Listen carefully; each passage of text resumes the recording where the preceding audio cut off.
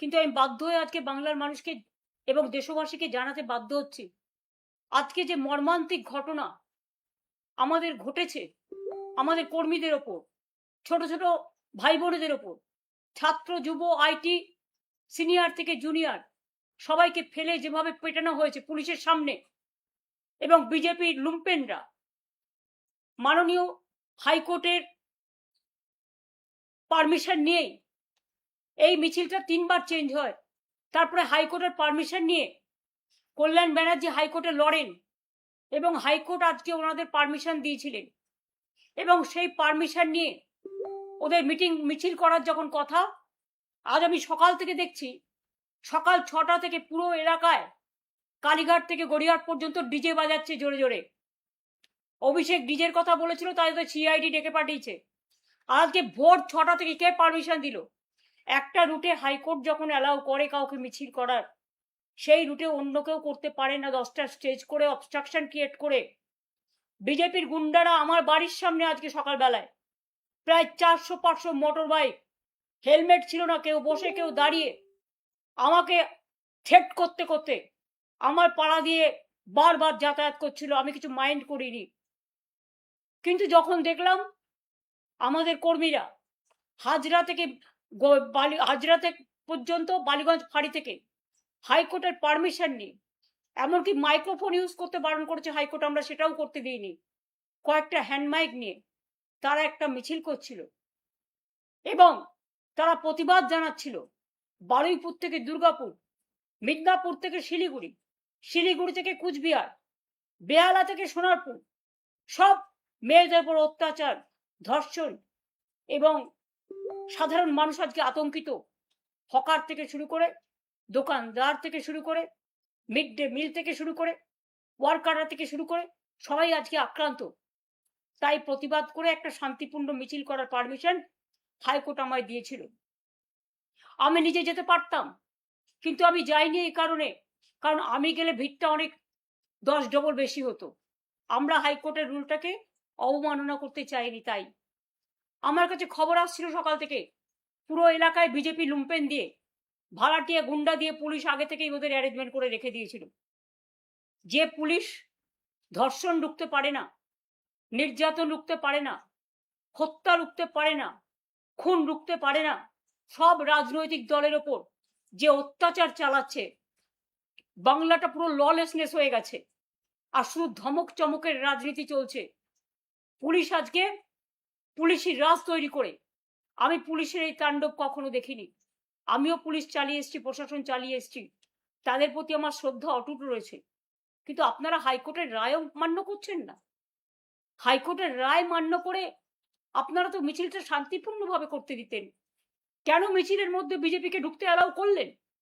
এবং সারা রাস্তা জুড়ে মেয়েদের গোপনীয় পার্টস থেকে শুরু করে সারা শরীরে আপনারা মেরেছেন, লাঠি দিয়ে, রড দিয়ে, ইট দিয়ে, আরো কিছু কিছু জিনিস দিয়ে, যেগুলো বলতে আমার লজ্জা লাগে। আমি ধিক্কার জানাই। আমি বাংলার সচেতন মানুষ, শিক্ষিত মানুষ, সভ্য মানুষ, মানবিক মানুষ, সবাইকে আবেদন করব, অনেকদিন চুপ করে আছেন, আর চুপ করে থাকবেন না। মনে রাখবেন, আগুন যদি কারো বাড়িতে লাগে, সেই আগুনটা কিন্তু সবাই চারিদিকে ছড়িয়ে যায়। আমরা আগুন লাগাতে চাই না, আমরা আগুনটা নেভাতে চাই।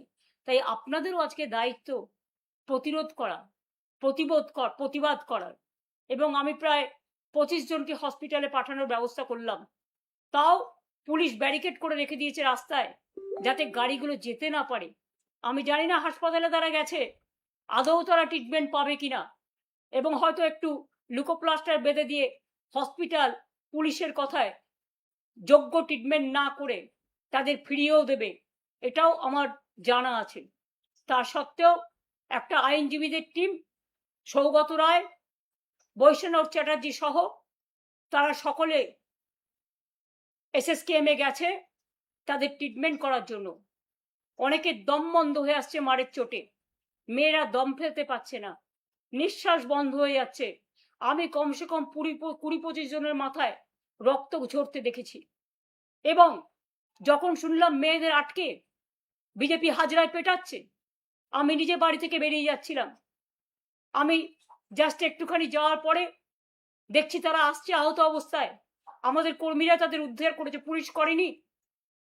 এবং পুলিশের এই নির্লিপ্ত ভূমিকা, আমি জানি না, আইনের শাসন যদি আপনারা রক্ষা করতে না পারেন, মনে রাখবেন কিছু ক্ষতি হলে দোষটা কিন্তু আপনাদের ওপর দিয়ে রাজনৈতিক নেতারা ছেড়ে দেবে সবটা আপনাদের ঘাড়ে। তখন কিন্তু আপনাদের এটা ফেস করতে হবে। আমার হাত জোর করে আবেদন থাকবে প্রশাসনের কাছে, প্লিজ এক পক্ষ না হয়ে নিরপেক্ষ থাকুন।